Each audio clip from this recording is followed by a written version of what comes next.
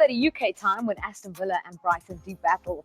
The bulk of the games are at 3 p.m. on Saturday, including Bournemouth, Arsenal, Man United, Crystal Palace, and Wolves versus Manchester City. And then it's the headline fixture to round out the Saturday action: Tottenham versus Liverpool. One game on Sunday, Nottingham Forest against Brentford. One game on Monday night, it's an all-London showdown when Fulham host Chelsea. And one match on Tuesday when Luton do battle with Burnley.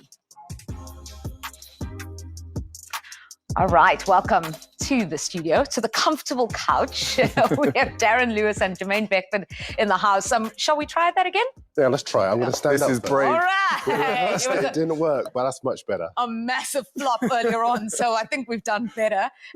You as well? Welcome. I'll have some of that. Yeah. I'll have some. Thank you. Great to see you guys. Felt left out. What are you looking forward to this weekend?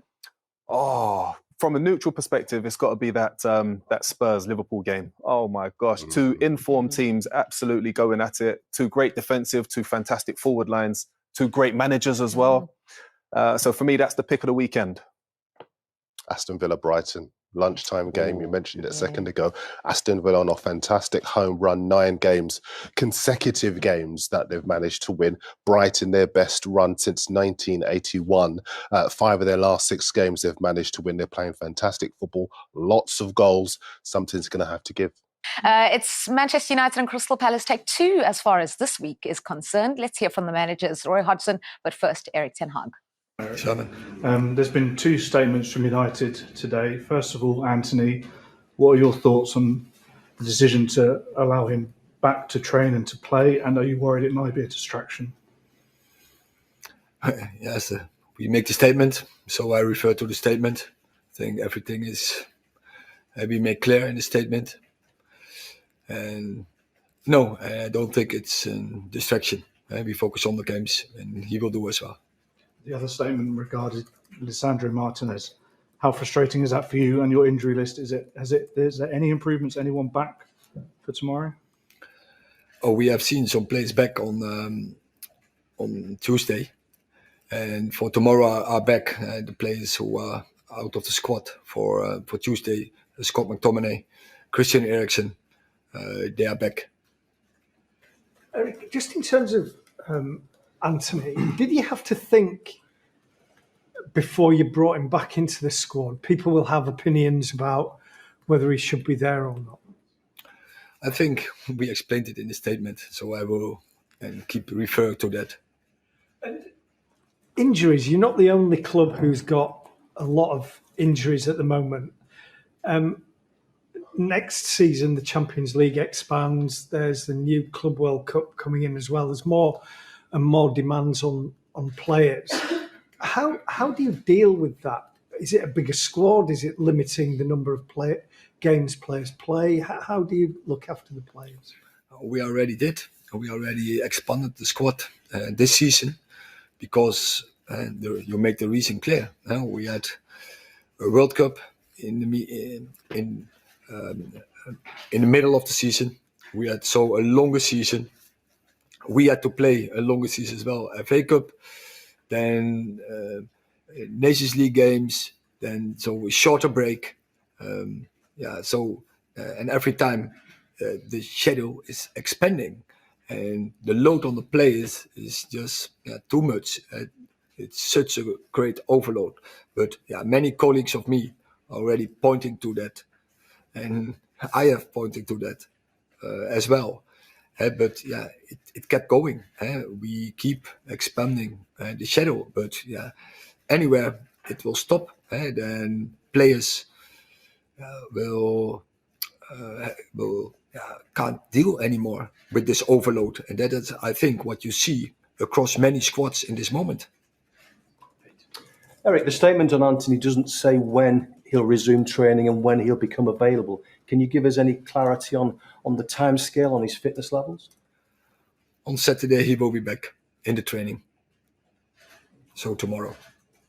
And you're comfortable with his fitness levels? I have to see, but I think, yeah. And I guess a lot of your fans will think you've got clarity on one player, the other player who's obviously been in the headlines recently, Jadon Sancho. Is there no chance of any progress with that at this stage? Are you not tempted to maybe seek a little bit of clarity with him having sorted one player out? many of you ask me so often these questions, and I have said everything. How long can that situation go on for, though? What I said everything. Okay. Richard. Hi, Erik. I just want to ask you about Sofian Amrabat. He had a really impressive debut on Tuesday. What do you think his greatest asset is? Is it his technical ability, or is it his energy and his stamina? Yeah, as you say, he has more abilities, and you need, as a player on the highest level, you need a bigger skill set than only one. But I think his stamina, his dynamics, that is, I think, one of his biggest. And just on against Burnley, you only had 38% possession. That seems quite a small amount, especially with your history at Ajax of always having the ball. Do you think United need to have more possession, and how important is Amrabat to that aim? You don't always have. You need not always so much possession to have control in the game, because I think against Burnley we had across the whole game we had control in the game. But I prefer to have it like against Crystal Palace.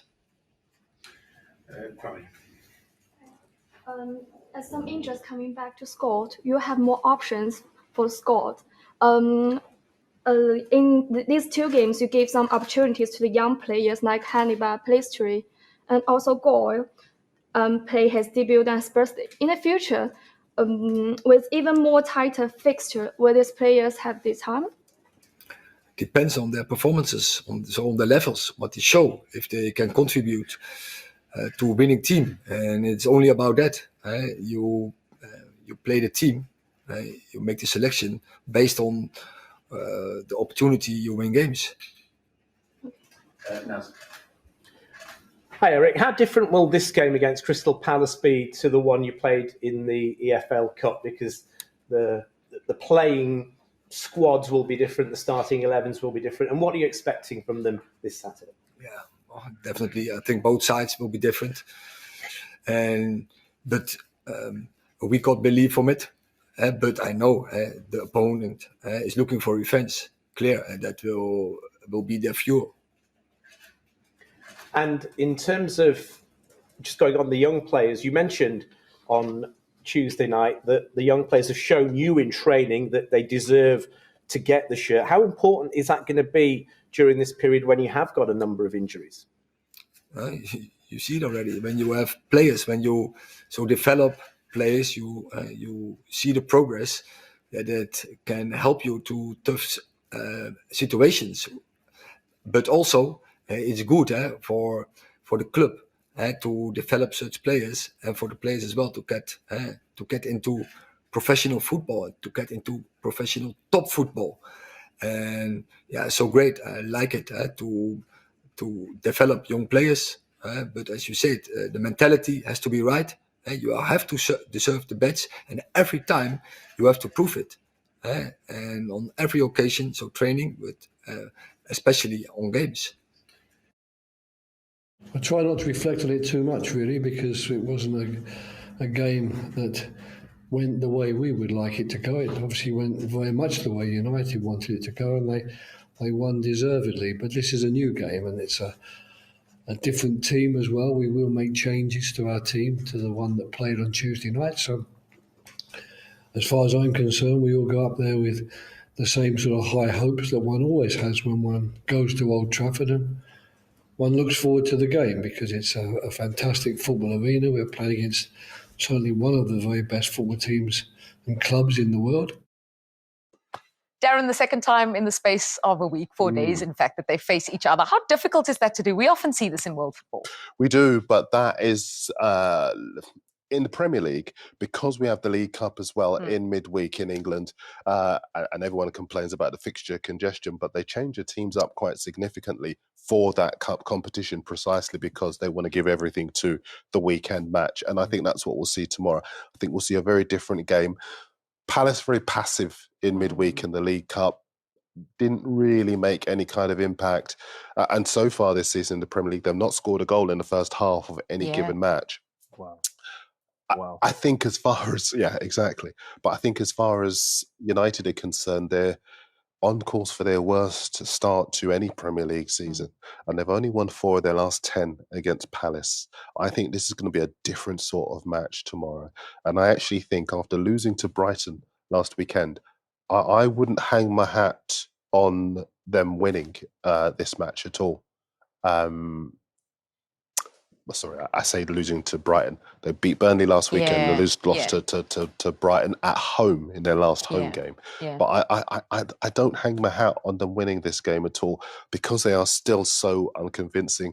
Their confidence is very fragile. Defensively, they're poor. They've had the blow today that Lisandro Martinez is going to be out now for 3 months. It's all going wrong. And to be fair to United, they do have that long injury list. Yeah. But they've got the personnel. They've spent £1 billion. They at this level they don't get that sympathy because they've got the squads that other teams simply don't have.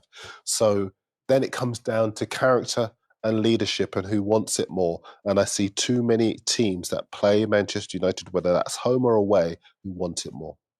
Yeah, since we have the official goal scorers representative with us today on the couch, we're going to ask you about goal scorers. And I think when you talk Manchester United, the main man has to be, we don't know what Hojlund's going to do yet, but Marcus Rashford, when you talk the Red Devils. What have you thought about his decision-making this season? Oh, it's been frustrating. It's been so frustrating. But I think that's because he's having to do most of it himself. You know, it's more about getting frustrated. You know, he doesn't trust anybody around him to score goals. Like, he was the top goal scorer last season. I think he got 17 goals. The season before, he did relatively well, and so on and so forth. And like in instances like this, what we're seeing here, I would go for number 3. The easiest pass for me is number 3. Right across the 6-yard box, it's a tap-in for Bruno Fernandes. But if he can switch that final pass on, that's all it takes. You just have to slow your thought process down a little bit. You have to have trust and belief in your teammates. That's what you're in there for. He will find, and Manchester United fans will find, that Marcus Rashford would not only get more goals, but he'll get a lot more assists, and the team will do far better as well. Because they're creating lots of opportunities. They're finding themselves getting in great areas. Like, it's not like they don't create the chances, but because he wants to do it all himself, he wants all the glory himself, it's almost detrimental to the bigger picture, to what Manchester United need. Well, we saw what it was like last season when he works.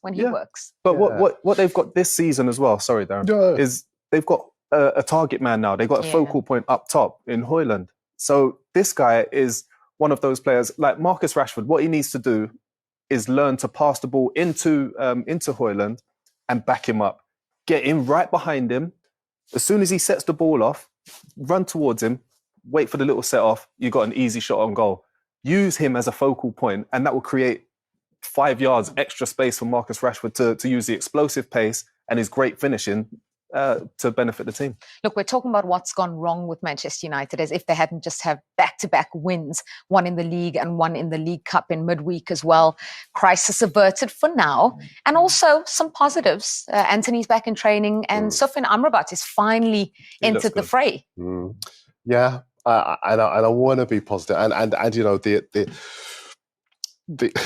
the Amrabat situation is particularly pleasing for them as a club, because I think as far as Amrabat is concerned, they've needed that workhorse in midfield. I know they've got a touch of class in Casemiro, but I almost wonder whether he still has the legs, whereas Amrabat does. Exactly. And I think I don't know if you can maybe explain more about it, but as you get older, as you get... Thanks for that. Wow. He's supposed to be my friend. Who needs enemies? So you know what it feels like. He was doing it to me before. No, but it's just in terms of classy players, I was about to say. I see what you did there. Around that. Well, do you then sort of start to see the bigger picture rather than just charge around making tackles as an Amrabat would do if you're Casemiro? Yeah, you start using your experience, like your worldly experience, for example. 15 or... Hey, it's 1-1. Sorry. It's 1-1 now. But what you do is you start to understand that there are spaces and then areas that if you go to close down those areas and spaces, it's going to leave the one behind you exposed, which is going to be detrimental to yourself and the team. So what you do is you tend to wait and dictate to everybody else. And that's where the experience comes into it. You get the younger players with more energy in their legs, less miles in their legs, to do the hard yards for you, which is where the longevity tends to creep in. So do you think they'll set up like that tomorrow with maybe a Casemiro in the pivot and then you've got Amrabat in front of him, maybe mopping up, trying to see if he can snuff out the danger? I think possibly. I think Amrabat could be part of a double pivot with Bruno in front of the two of them in almost like a 10 position, but with Amrabat doing the box-to-box stuff as well. So I think Casemiro will be sitting more so. Got to ask you about their opponents, Palace. You seemed very confident that they would be able to do something on Saturday. Goal scoring, though, has been a problem. It has. Where do you think it's going to come from? Like I was saying earlier, that they don't score in the first half of matches. They tend to really...